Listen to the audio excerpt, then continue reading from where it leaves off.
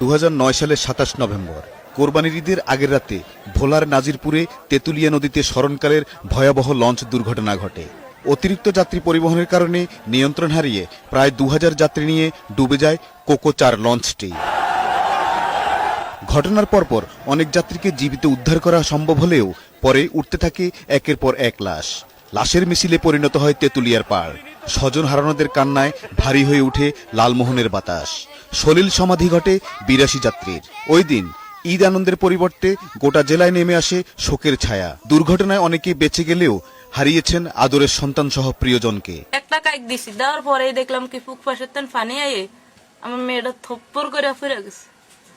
পরার পরে আমার কল কি মা ধরতে গেছে, ভাই আমি ধরতে পারিনি। ধরার সাথে সাথে আমি শুদ্ধ আমার মেয়ে পড়ে 4টা লাশ হয়েছে, আর যা দিই লাশ আর লাশ। কোকো লঞ্চ ডুবির মতো আর যেন এমন কোনো ট্র্যাজেডি না ঘটে, সেজন্য যাত্রী পরিবহনে মালিকদের সচেতন হবার পরামর্শ দিলেন নিহতদের পরিবারের স্বজনরা। 3 দিন 3 রাত পর্যন্ত লোক উদ্ধার করে উঠেছি।